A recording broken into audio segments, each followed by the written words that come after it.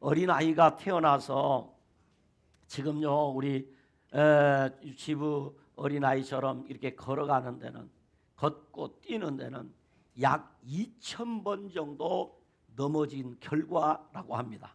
그러니까 어린아이가 태어나서 걷기까지는 약 2,000번 이상 넘어지고서야 온전히 걸을 수 있게 된다는 것입니다. 그러므로 우리가 걸을 수 있고 뛸 수 있다고 하는 것은 2,000번 이상의 넘어짐을 극복해낸 사람들이다, 이 말이에요. 그러니까 우리 한 사람이 인생을 살아가는데 이렇게 많은 어려움이 있지만 그것을 이겨내고 사는 것이다. 보통 한 사람이 태어나서 살아가는 인생 여정에 1,000번 이상의 크고 작은 위기를 맞이한다고 합니다. 그런데 한마디로 인생이 살아가다 보면 수많은 이런 누구나 어려운 일을 겪게 되는데, 그 어려운 위기 가운데서 그 위기를 어떻게 대처하고 어떻게 그 위기를 탈출하는가 하는 것은 사람마다 약간의 차이가 있는데, 그 사람이 가지고 있는 신앙관이나 세계관에 따라서 그 위기를 당했을 때 좀 다르게 대처하고 그 위기에서 벗어난다는 이야기죠. 일반적으로 운명론적인 세계관을 가진 사람들은 인간의 길흉화복은 천지신명에 의해서 결정된다라고 생각을 해서 모든 일은 다 팔자소관이라 그렇게. 또 여기에 은혜 받아볼지 몰라요. 많이 듣던 얘기입니다. 그래서 옛날에 우리 어른들은 딸이 시집가 가지고 시집살이를 고대하고 어려워서 오면 친정에 와서 울면서 너무 힘겹고 어려워서 나 시집살이 못하겠어요. 그러면 그런 소리 하지 마라. 다 팔자소관이라 견뎌내라. 왜? 이 운명론적인 세계관을 가진 사람들은 하는 말이 시간이 약이다, 이렇게 생각을 한다는 것이죠. 그래서 그것을 운명이거니 팔자거니 하고 시간의 약을 먹으며 살아간다라는 것이죠. 그런가 하면 이성론적인 세계관을 가진 사람들은 이성으로 이해가 되지 않으면 받아들일 수 없다고 생각하여 이성적인 노력을 통하여 상황을 판단하고 분석하여 그 위기를 극복하기 위해서 최선의 노력을 다하는 것이죠. 그러다가 이성의 한계를 느끼는 순간 말할 수 없는 절망감에 빠져서 생을 포기하거나 자포자기 인생을 살게 된다고 하는 것입니다. 그러나 우리 그리스도인들은 인생의 위기를 만났을 때 그러면 어떻게 해야 되느냐 하는 것입니다. 오늘 우리 그리스도인들이, 믿음으로 사는 사람들이 인생의 위기를 만나면 어떻게 해야 되느냐? 시편 50편 15절에 환난날에 나를 부르라. 내가 너를 건지리니 네가 나를 영화롭게 하리로다 라는 하나님의 말씀대로 믿음으로 하나님을 의지하고 하나님의 도우심을 구하는 것입니다. 이것이 오늘 우리 그리스도인이 살아가는 삶의 방법입니다. 이스라엘의 유명한 왕이었던 다윗은 아버지 양을 돌보던 소년 시절부터 이스라엘의 왕이 되어 통치하던 40년 동안 수많은 인생의 위기를 만나 인생이 흔들리는 경험을 했습니다. 그런데 그는 하나님을 향하여 고백하기를 나의 반석이신 하나님이라고 고백을 합니다. 따라합시다. 나의 반석이신 하나님. 나의 반석이신 하나님. 그래서 여러분이 시편을 읽다 보면 이 다윗의 고백이 아주 많이 나옵니다. 나의 반석이신 하나님. 오늘 우리 설교 본문인 시편 144편 1절에도 나의 반석이신 여호와를 찬송하리로다. 그가 내 손을 가르쳐 싸우게 하시며 손가락을 가르쳐 전쟁하게 하시는도다라고 했습니다. 그런가 하면 시편 18편 2절에도 여호와는 나의 반석이라고 합니다. 또한 시편 62편 2절에도 오직 그만이 나의 반석이기 때문에 내가 크게 흔들리지 아니하리로다 그랬어요. 오직 그만이, 다시 말하면 하나님만이 나의 반석이시고 하나님만이 나를 흔들리지 아니하게 하실 수 있는 분이라는 것입니다. 그런데 크게라는 말씀, 크게 흔들리지 아니하리로다. 이 말은 무슨 말입니까? 인생을 살다 보면 누구나 다 흔들립니다. 우리 인생이 흔들린단 말이에요. 그러나 반석이신 여호와 하나님을 나의 반석으로 믿는 사람은 크게 흔들리지 않는다. 우리가 지금 예배하는 이 건물도 흔들립니다. 그런데 문제는 흔들림이 심하면 우리 다 죽습니다. 무너져 버린다는 거죠. 내 인생이 흔들리기는 흔들리는데 여호와 하나님을 반석으로 믿고 사는 사람은 그 하나님께서 내 인생을 크게 흔들리지 않도록 도와주신다 이 말이에요. 어쩔 수 없이 우리 인생이 흔들릴 수밖에 없는 그런 환경과 여건 속에 살지만은 나의 반석이신 하나님께서 크게 흔들리지 아니하도록 해주신다. 이 믿음을 갖기를 주님의 이름으로 축원합니다. 여기 반석이라는 말은 히브리어 성경에 보면 세라라는 히브리 말을 쓰기도 하고요. 그런가 하면 추리라는 히브리어를 사용해요. 그러니까 세라라는 말이나 추리라는 말은 구약 성경에 똑같이 반석이라는 말을 쓸 때 씁니다. 그러나 신약 성경에는 여러분이 잘 아는 대로 페트라 라는 말을 쓴단 말이죠. 그러니까 이 페트라라는 말은 반석이라는 말이에요. 그런데 이 말 세라라는 말이나 추리라는 말이나 페트라라는 단어는 모두 여러분 반석, 큰 돌, 부피가 큰 돌, 그것을 우리는 반석이라고 해요. 그런가 하면 또 아주 크되 넓고 편편하게 된 아주 든든하고 아주 굳은 돌. 여러분 이 설명을 안 해도 우리는 압니다. 저 산에 올라가면 큰 바위 있을 때 이것을 반석이라고 해요. 아주 높은 곳에 아주 사람들이 접근하기 쉽지 아니하는 그런 바위나 돌, 절벽을 두고 우리는 반석이라 우리 성경에서 이렇게 표현을 했다 이 말이에요.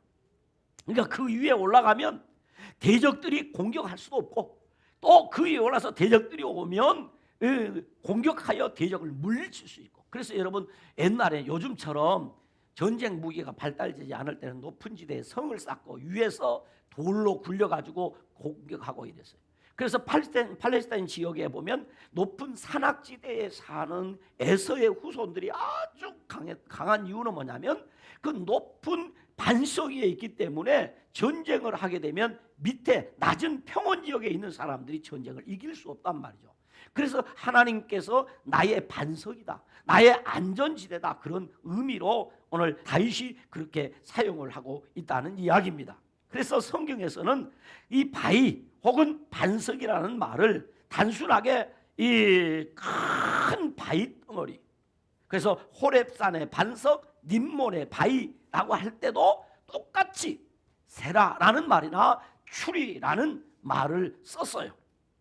그런데 단순히 그렇게 실제적인 그 바위나 반석을 말할 때 쓴 것을 제가 살피려고 하는 것이 아니라 왜 오늘 다윗은 하나님이 나의 반석이라고 했을까 하는, 다윗이 지금 하나님이 나의 반석이라고 할 때의 이 바위는, 이 반석은 어떤 의미가 확고부동하다. 하나님은 흔들리지 않는다, 변하지 않는다.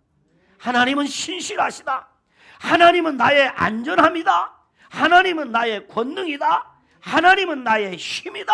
그런 말이에요. 하나님의 백성에 대한 하나님의 공급하심과 보호하심에 대한 상징적인 표현으로 나의 반석이 되신 하나님이라는 말을 썼다 이 말입니다.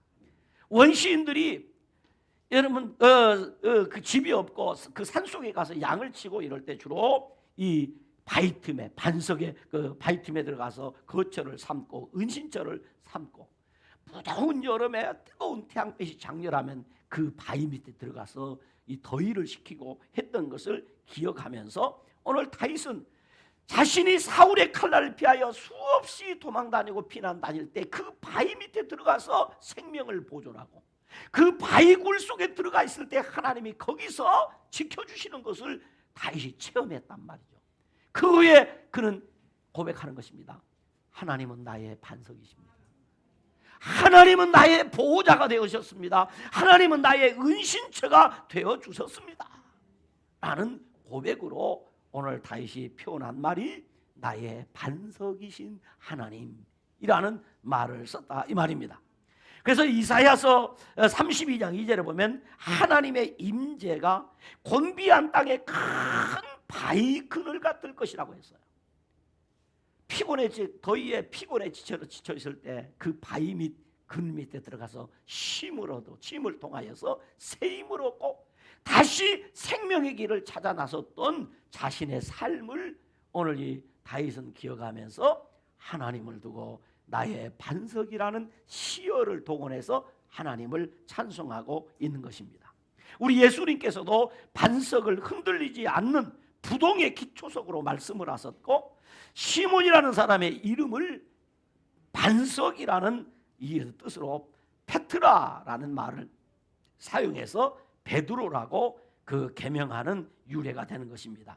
그런데 바울은 이 반석을 누구라고 얘기하냐면 그리스도는 반석이라 그랬어요. 따라서 그리스도는 반석이라. 바울은 그렇게 얘기했어요. 그런데 여러분 신명기서를 읽다 보면 신명기 32장은 모세의 고별 설교인데요. 그 신명기서의 고별 설교의 내용을 보기 전에 한 두 장 더 넘어가서 신명기 34장에 보면 하나님께서 모세가 얼마나 위대한 사람인가를 설명하는데요. 모세는 이 땅에 산 사람 중에 유일하게 하나님과 1대1로 대면한 사람입니다. 여러분도 하나님을 대면해 보았습니까? 우리는 하나님을 직접 대면해 볼 수 없는 사람이거든요. 그렇다고 해서 우리는 하나님을 볼 수 없거나 만날 수 없다 그런 말은 아니에요. 그러나 모세는 유일하게 하나님을 직접 1대1로 대면한 그런 사람입니다. 그뿐이 하나님께서 직접 모세를 붙들어서 애굽 땅에 보내가지고 이적과 기사를 행하게 하고 큰 권능과 위엄을 나타낸 사람이 모세입니다. 그런데 모세가 인생을 참 마무리하면서 지금까지 자신을 인도하고 돌보신 하나님께 대한 감사와 찬송을 올려드리는 그 신명기 32장에 보면 그 찬송의 주제가 무엇인가 하면 반석이에요. 반석.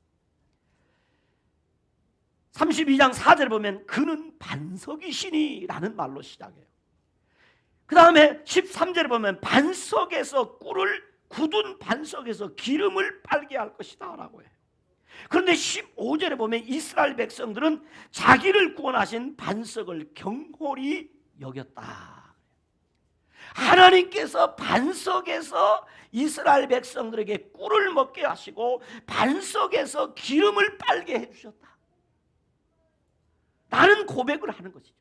다시 말하면 이스라엘 백성들이 광야를 지나면서 반석 대신 하나님이 그들에게 영양분을 공급해 주시고 생명을 보호해 주시고 거기에서 그들의 삶에 필요한 것을 공급해 주셨다.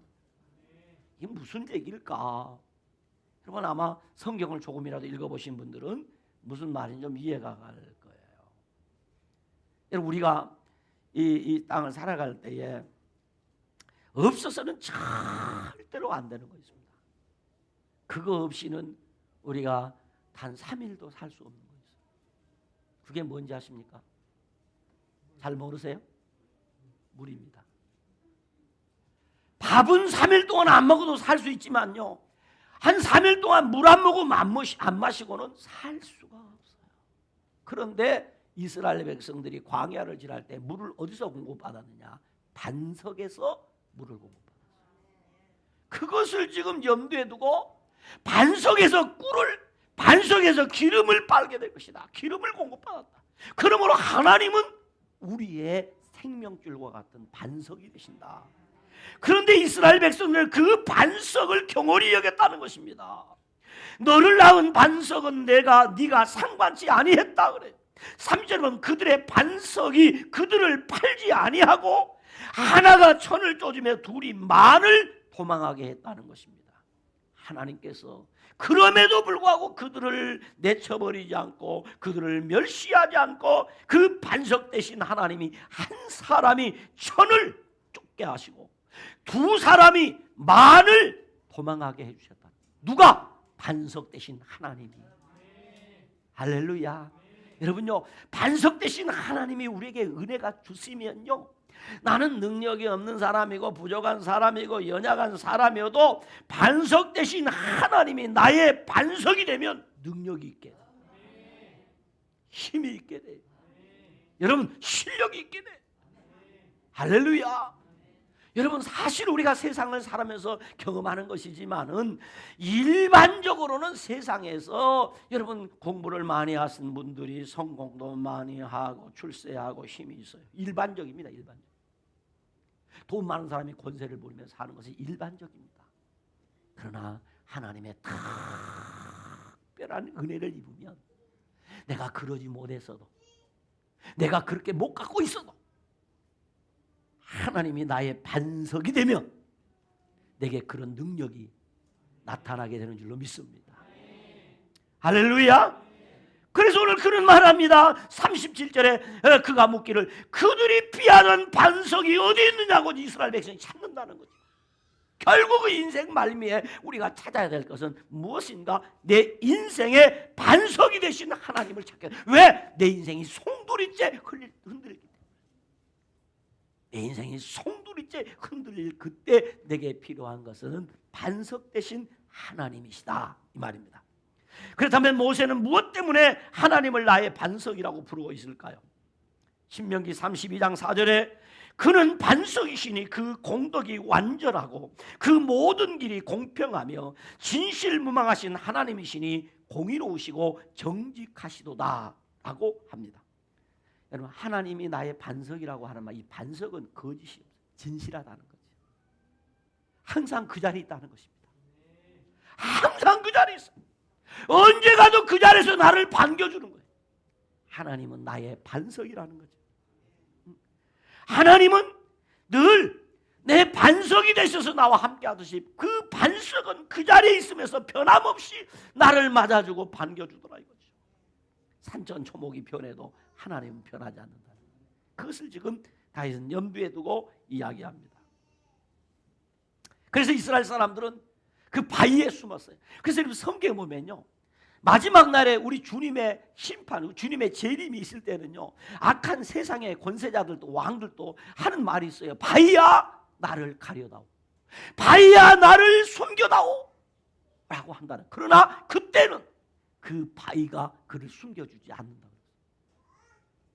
우리는 인생이 흔들릴 때 흔들리지 아니하는 것을 붙잡아야 됩니다. 인생이 넘어지려고 할 때 넘어지지 않는 것을 붙잡아야 돼. 여러분 인생이 흔들릴 때는 흔들리지 않은 것을 붙잡아야 돼. 흔들리지 아니하는 그것이 무엇이냐? 우리의 반석 되신 하나님만이 흔들리지 아니하는 유일한 것이단 말이에요. 그래서 우리는 하나님을 붙잡아야만 하는 것입니다. 10년이 지나도 20년이 지나도 동일하게 변하지 않는 것, 흔들리지 않는 분은 하나님 한 분뿐입니다. 그러므로 나의 반석이신 하나님이란 첫 번째는 하나님은 신실하십니다라는 말이에요.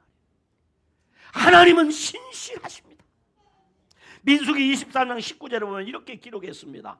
우리 화면에 한번 같이 읽어볼까요? 같이 읽습니다. 시작. 하나님은 사람이 아니시니 거짓말을 하지 않으시고 인생이 아니시니 후회가 없으시도다. 어찌 그 말씀하신 말을 행하지 않으시며 하신 말씀을 실행하지 아니하시리다. 하나님은 사람이 아니니. 이 말은 사람은 거짓말을 한다 안 한다? 어떤 사람은 나는 절대 거짓말하지 않습니다. 그것이 거짓말입니다. 절대 거짓말하지 않습니다. 그것이 거짓말입니다. 우리는 거짓말이 자동화되어 있습니다. 오토매틱입니다. 우리 조그마한 어린 아이들도 거짓말을 얼마나 자유롭게 하는지 몰라. 안 가르쳐줘도 잘합니다. 그러므로 사람은 거짓말을 하지만 하나님은 사람이 아니시기 때문에 거짓말을 하지 않으시고, 하나님은 인생이 아니시기 때문에 후회가 없으시다. 후회가 없어요. 그러므로 하나님은 신실하며 진실하신 분입니다. 그것을 두고 오늘 다윗은 나의 반석이신 하나님이란 말을 썼어요. 하나님은 거짓된 존재가 아니시라는 것이죠. 사람 모두 거짓되더라도 오직 하나님만은 참되신 분. 여러분요, 성경에 뇌물을 주지 말고 받지도 말라 그러죠. 기억하시나요? 그 뇌물을 준다 이 얘기는 내가 뭔가 좀 약하다, 그래서 더 좀 힘을 얻겠다 해서 뇌물을 주죠. 그런데 여러분, 뇌물을 딱 받고 나면 내 마음이 흔들릴까요? 안 흔들릴까요? 안 받아봐서 잘 모르시나요? 흔들려요. 뇌물을 받으면 사람이 흔들려. 그 뇌물 받지 마라. 우리 사람은 어쩔 수 없어, 흔들려. 누구한테 밥 한 끼 얻어먹고 나면 마음이 흔들려. 우리 인간은 그래. 그러나 하나님은 그렇지 않다는 거예요. 하나님은 거짓되지 않다는 거죠. 하나님은 참되신 분이라는 거예요. 그러므로 나의 반석이신 하나님만이 내가 의지할 유일한 신실한 분이다.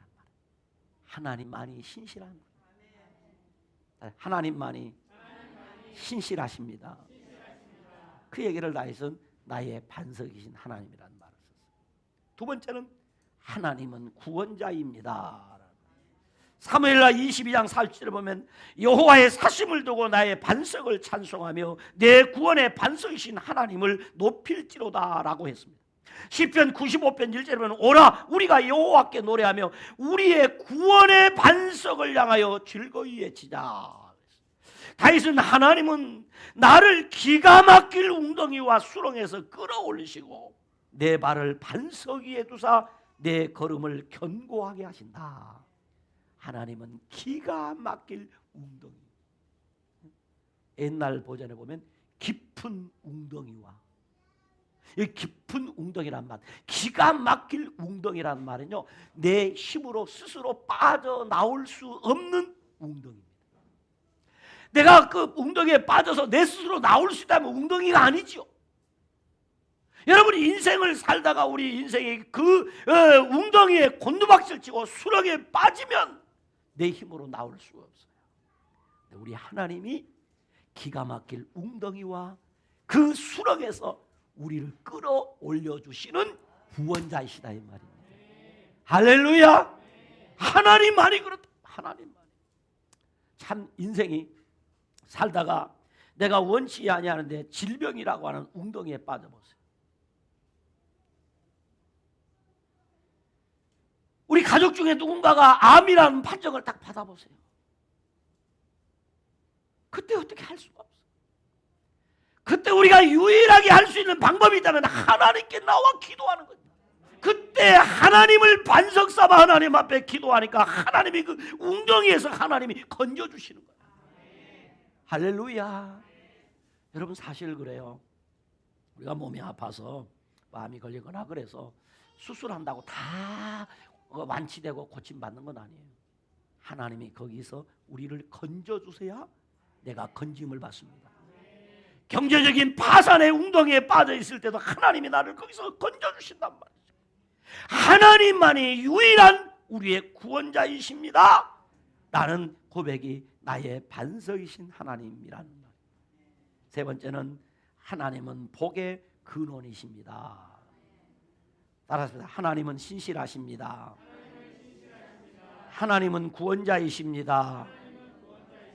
하나님은 복의 근원이십니다. 신명기 32장 13절에 보면 여호와께서 그로 땅의 높은 곳 반석에서 꿀을 굳은 반석에서 기름을 빨게 하시며 라고 했어요. 반석에서는 아무것도 얻을 수 없는 것처럼 보입니다. 그러나 광야를 통과하는 이스라엘 백성들은 반석에서 생수를 얻었습니다. 여러분 그래요. 믿음이 없을 때는 내가 하나님 앞에 기도한다고 하나님이 어떻게 하시겠어? 그런 생각이 들어요. 내가 기도한다고 하나님이 어떻게 하시겠어?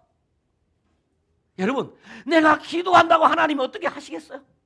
아니요, 기도하면 하십니다. 기도하면 하신다. 의지하면 도와주신다. 하나님이 해주시죠. 그것이 믿음이에요. 이스라엘 온 회중이 신광야를 떠나 느비딤에 장막을 쳤어요. 그런데 문제가 있어요. 마실 물이 없었어요. 그러자 모세는 하나님께 기도합니다. 자, 물이 없으면 기도할 것이 아니라 뭐 해야 되죠? 샘을 파야 될 거 아니에요. 이건 상식 아닙니까? 마실 물이 없으면 샘을 파야 되는데 모세는 샘을 안 파고 뭐 하더라? 기도하더라. 그 광경을 보고 여러분 무엇이라고 말하겠어요? 그런데 여러분 생각해 보세요. 조금만 더 깊이 생각해 보세요. 자, 모세가 샘을 판다고 합시다. 그러면 샘을 파면 그 샘을 몇 개나 파야 될까요? 약 그 숫자가 200마리입니다. 자, 샘을 팠다고 가정합시다. 그러면 그 샘에서 물을 어떻게 길러내죠? 모터를 설치할까요? 그때는 모터가 없었습니다. 그러면 두레박으로 퍼낼까요? 어디서 두레박을 구하죠? 혹 두레박으로 구했다고 합시다. 그러면 그 샘에서 두레박으로 물을 퍼서 어떻게 그 많은 사람 물을 마시겠어요? 답이 있다 없다? 없어요. 그런데 우리는 어떻게 되냐면 샘을 파면 된다고 생각합니다. 왜? 물이 없으니까. 여러분, 내 힘으로 해결할 수 있는 일은 지극히 작은 일입니다. 따라서 내 힘으로 할 수 있는 일은 지극히 작은 일이다. 하나님이 하시는 일은 큰 일이다. 여러분, 내가 할 수 있는 일이 지극히 작은 일이에요. 그것만 내가 겨우 할 수 있어. 겨우 할 수 있어. 여러분, 하나님이 어느 걸 하나도 붙들어주지 않으면 우리는 살 수 없어요. 붙들어주지 않으면. 그래서 다윗은 철저히 그걸 느꼈어요. 하나님이 나의 반석이 되신다. 하나님이 나의 반석. 그러니까 다윗이 그 광야 길에서 그 피난 생활을 하는 가운데도 하나님이 반석이 되시기 때문에 하나님이 꿀을 먹게 하시고 물을 먹게 하시고 다 하셨다는 거예요. 다 하셨어요. 그것을 오늘 다윗은 이야기하는 것이에요. 그럼 다윗에게만 그 하나님이 반석이 아니라 우리에게도 하나님은 반석이시다. 반석이시다. 그러면 그 하나님은 신실하시다. 하나님은 나의 구원자이시다. 하나님은 나의 복이시다. 하나님이 복의 근원이시다. 하나님이 복 주셔야 내가 사는 거지. 어느 것 하나도 하나님이 내게 복을 주지 아니하시면 나는 못 살아요. 여러분, 건강의 복도 누가 주셔야 돼요? 하나님이 주세요. 건강의 복. 자녀들도 누가 복을 주셔야 돼요? 하나님이 자녀의 복을 주셔야. 여러분, 다 아주 시집장가 가면 다 애기 낳고 하니까 다 낳는 거 아니에요. 다 낳는 거 아니에요. 다 낳는 거 아니에요. 하나님이 태의 복을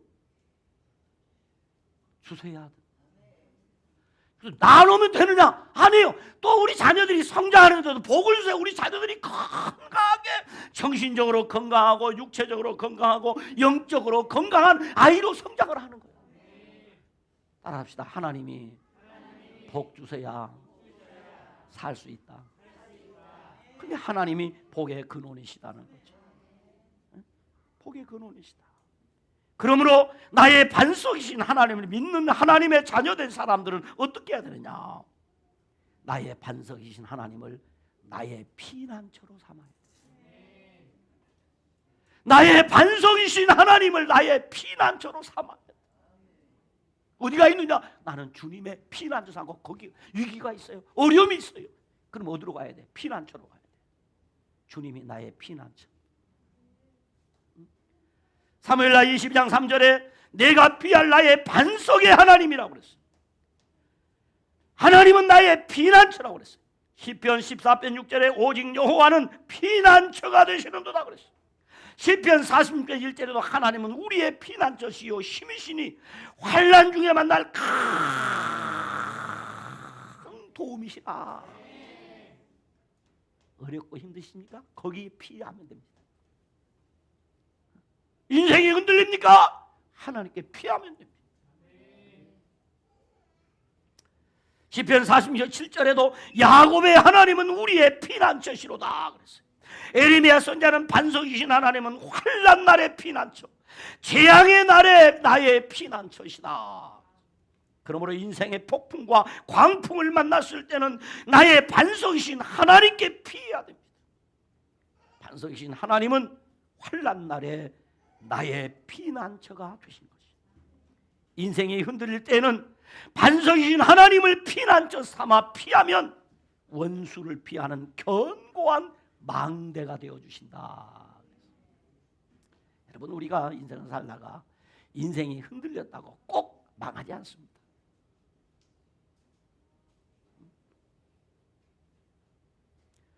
인생이 폭풍우를 만났다고 해서 꼭 무너지는 것 아닙니다. 그러므로 우리 인생의 광풍을 만났을 때 나의 피난처 대신 하나님께 피하면 됩니다. 어느 장로님이 건축업을 하면서 학교를 세워서 운영하는 학교 이사장도 하고 이렇게 아주 덕망 있는 큰 교회 장로님이 실제 이야기입니다. 근데 IMF가 터졌어요. 건축업을 하다가. 그래서 그만 부도가 나서 망해버렸어요. 회사가 망하니 학교도 거덜날 판국이 되어버렸습니다. 여기저기서 빚독촉이 막 빗발처럼 쏟아집니다. 저희 안 되겠다 생각해서 주일을 지내고 장로님 월요일 아침에 주유소에 가서 차에 기름을 가득히 넣고 그냥 경부고속도로를 달려갑니다. 그러면 생각하기를 이 차에 기름이 떨어지는 곳에서 모든 걸 끝내야 되겠다 이렇게 생각을 합니다. 이 장로님 한참 자동차를 몰고 가다 저 충북 옥천쯤 가는데 국도로 나가고 싶은 거예요.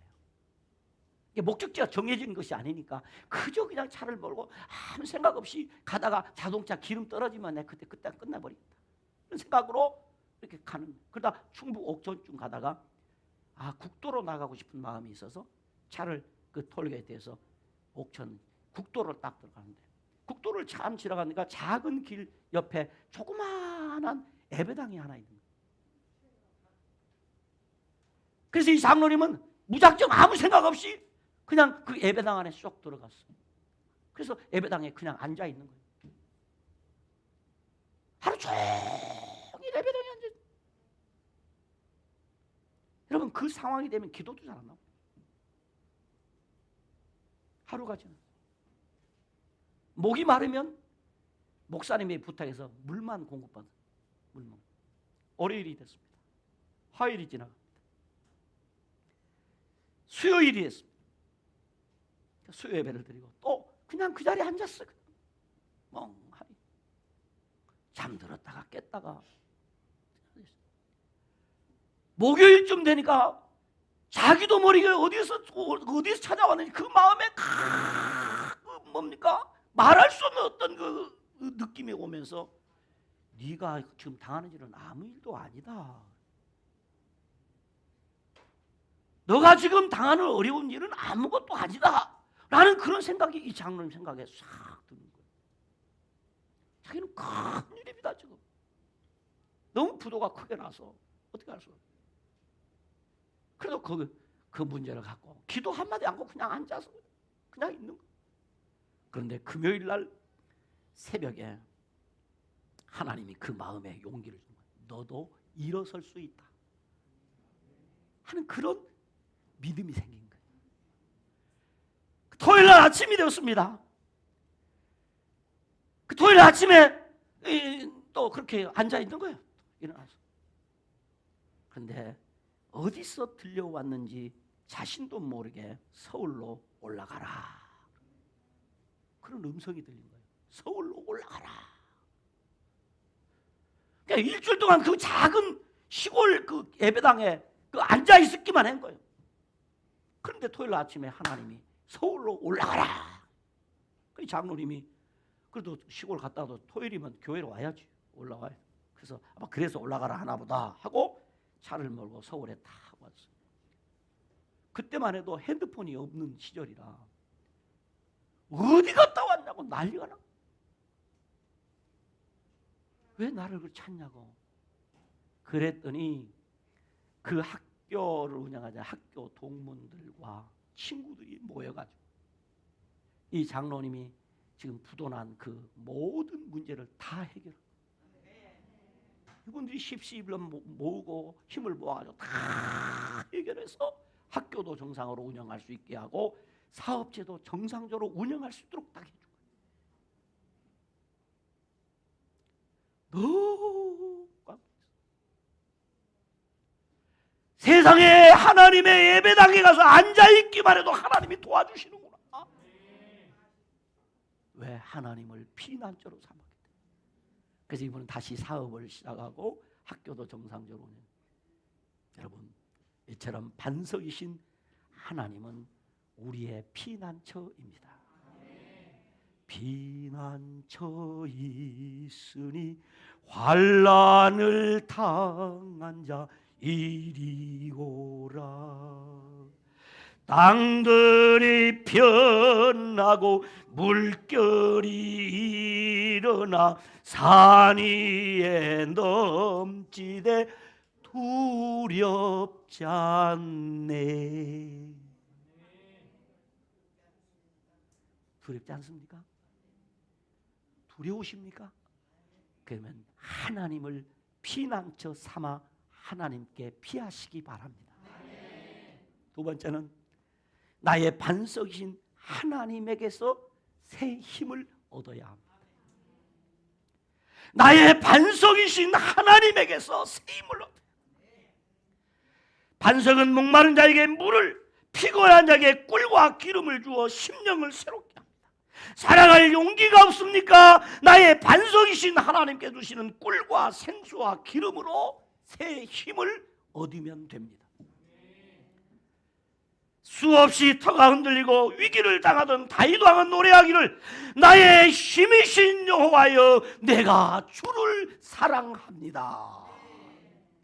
이사야 선지자는 말합니다. 너는 알지 못하였느냐 듣지 못하였느냐 영원하신 하나님 여호와 땅끝까지 창조하신 이는 피곤하지 않으시며 곤비하지 않으시며 명철이 한이 없으시며 그 다음 말이 중요합니다. 피곤한 자에게 능력을 주시며 피곤한 자에게 능력을 주시며 무능한 자에게 힘을 더하시나니 소년이라도 피곤하고 곤비하며 장정이라도 넘어지며 쓰러지되 따라합시다. 오직 여호와를 앙망하는 자는 새 힘을 얻으리니. 하나님으로부터 새 힘을 공급받은 나의 반석이신 하나님은 우리에게 새 힘을 주시는 분입니다. 마지막 세 번째로 나의 반석이신 하나님에게서 쉼을 얻어야 합니다. 쉼을 얻어야 돼요. 반석은 휴식처가 되어줍니다. 영육이 피곤한 자에게 필요한 것은 쉼입니다. 그래서 예수님께서 말씀하시기를 수고하고 무거운 짐자들아 다 내게로 오라. 내가 너희를 뭐하게 하리라? 쉬게 하리라. 나는 마음이 온유하고 겸손하니 나의 멍에를 베고 내게 배우라. 그리하면 너희 마음에 따라서 쉼을 얻으리니. 쉼을 얻으리니. 여러분, 하나님 안에서 쉼을 얻어야 합니다. 쉼. 오래전 영국에서 있었던 일입니다. 가구점에서 목공일을 하던 에드워드 모트라는 어린 소년이 있었습니다. 이 소년은 16살에 이름 모를 전도자로부터 전도를 받고 예수님을 믿게 되었습니다. 예수님을 믿은 그에게는 꿈이 생겼습니다. 이 모트는 그때부터 열심히 기도하면서 열심히 가구점에서 그 가구를 만드는 기술을 배웠습니다. 그러면서 자기의 꿈을 키워가는 것입니다. 내가 언젠가 주님의 일을 한번 크게 하리라. 그러던 중에 그가 30대가 되었는데 자그마한 가구점을 경영하는 중소기업의 사장이 되었어요. 직접 가구를 만들어서 파는 작은 가구점을 차렸어요. 그가 가구점을 오픈한 날 저녁 모든 일을 마무리하고 너무나 감사하는 마음으로 힘들고 어려웠을 때마다 찾아갔던 그 가구점 뒤편에 있는 뒷산을 올라갑니다. 그리고 늘 기도하며 엎드렸던 바위에 앉습니다. 그리고 하염없이 눈물을 흘리며 삶의 터전을 주신 하나님께 감사하며 그 반석에, 그 바위에 납작 엎드려서 하나님 앞에 기도합니다. 하나님, 내가 조그마한 성공했지만 나는 언제라도 흔들릴 수 있다는 사실을 압니다. 나의 반석 되신 주님만이 오직 내 인생의 유일한 반석이 되십니다. 나의 반석이신 하나님 한 분만을 붙들고 나는 살겠습니다. 반석 되신 하나님의 이름을 높여드리며 살 수 있도록 나를 도와주옵소서 하고 그 밤에 하나님 앞에 간절히 기도하는 그의 마음속에 말로 형용할 수 없는 하늘의 기쁨이 가득했습니다. 덩실덩실 춤을 추면서 산에서 내려와 집으로 가는데 그의 마음속에 희상이 떠오르는 거예요. 그래서 책상에 앉아 썼습니다. 이 몸의 소망 무언가? 우리 주 예수뿐일세. 우리 주 예수밖에는 믿으리 아주 없도다. 주 나의 반석이시니 그 위에 내가 서리라. 그 위에 내가 서리라. 이 몸의 소망 무언가? 우리 주 예수뿐일세. 우리 주 예수 밖에는 믿으리 아주 없도다. 주 나의 반석이시니 그 위에 내가 서리라. 그 위에 내가 서리라. 무섭게 바람 부는 밤 물결이 높이 설렐 때 우리 주 거센 은혜에 소망에 닻을 주리라. 주 나의 반석이시니 그 위에 내가 서리라. 그 위에 내가 서리라. 바로 찬송가 488장을 작사하신 분이 바로 그 모트입니다. 이 에드워드 모트는 55세가 되었을 때에 내 생애가 얼마 남지 않았구나 이 생각을. 그래서 경영하던 가구점을 정리해버립니다. 내가 이 얼마 남지 않은 생활 동안 주님을 위해서 내가 무엇인가 좀 가치 있는 일을 해야 되지 않겠는가. 그래서 그는 복음을 전하는 전도자로 나서게 됩니다. 침례교는 우리 장로교와 좀 달라서 일반 성도 가운데 은혜가 있고 복음에 대한 열정이 있으면 교회에 대해서 목사 한 수를 줍니다. 그래서 교회에서 목사 한 수를 받았어요. 그리고 그 이제 늦은 나이에 교회를 개척해서 열심히 복음을 전했습니다. 얼마 남지 않은 줄 알았더니 그가 몇 살까지 살아요? 77살까지 산 거예요. 그때는 은퇴가 없는 때라 77세가 되어서 마지막 되는 그날에 강단에 열심히 설교를 했습니다. 그리고 집에 돌아와서 잠자리에 들기 전에 늘 자신이 불렀던 찬송가 바라던 천국 올라가 하나님 앞에 배울 때 구주의 은을 힘입어 어찌 바로 서리라. 주 나의 반석이시니 그 위에 내가 서리라. 그 위에 내가 서리라. 이 찬송을 부르고 그 밤에 영원한 반석이 되시는 주님의 품에 안겼다고 합니다. 얼마나 은혜로운 삶이었습니까? 여러분, 나의 반석이신 하나님을 피난처 삼아 살아가는 사람은 그 나의 반석 되신 하나님으로부터 새 힘을 얻습니다. 그 나의 피난처 삼아 사는 나의 반석이신 하나님으로부터 쉼을 얻습니다. 그렇습니다. 반석이신 하나님의 품에 피하는 자가 새 힘을 얻고 쉼을 얻습니다. 왜냐하면 나의 반석이신 하나님은 신실하기 때문입니다. 나의 반석이신 하나님은 나의 유일한 구원자이시기 때문입니다. 나의 반석이신 하나님은 나의 복의 근원이시기 때문입니다. 그러므로 예수님께서 말씀하신 대로 반석 위에 세운 교회는 음부의 권세가 이기지 못합니다. 반석 위에 지은 집은 비가 내리고 창수가 나고 바람이 불어도 무너지지 않습니다. 할렐루야. 그래서 우리는 죄악의 유혹을 받고 원수의 공격을 받으며 폭풍우가 몰려올 때에도 나의 반석이신 그리스도께 피해야 합니다. 내 인생이 잘 풀리지 않고 내 인생이 이태롭게 흔들리고 내가 어떻게 해야 될지 모를 때에 나의 반석 대신 주님 앞에 와서 피하십시오. 그 주님의 품 안에서 쉼을 누리십시오. 그 반석 되신 하나님의 쉼을 공급받으십시오. 그러면 다시 일어설 수 있습니다. 다시 회복될 수 있습니다. 그렇습니다. 반석이신 하나님의 품에 피하는 자가 새 힘을 얻고 쉼을 얻습니다. 기도하십시다. 하나님 아버지, 감사합니다. 세상에 의지할 곳 없고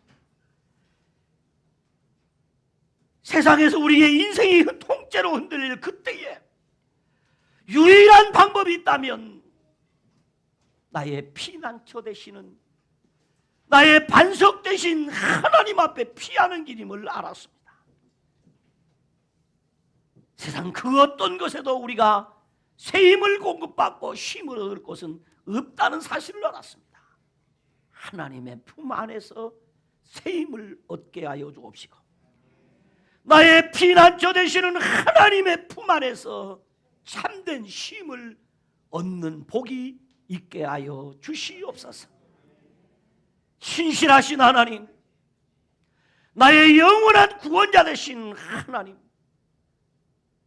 나의 반석이신 하나님, 내 인생의 복의 근원이 되시는 하나님, 당신만이 나의 유일한 반석이 되심을 믿기에 하나님의 그 그늘 아래 피난처 삼았습니다. 하나님 새 힘을 주시옵소서. 하나님 우리에게 쉼을 허락하여 주시옵소서. 예수님 이름으로 기도드리옵나이다. 아멘.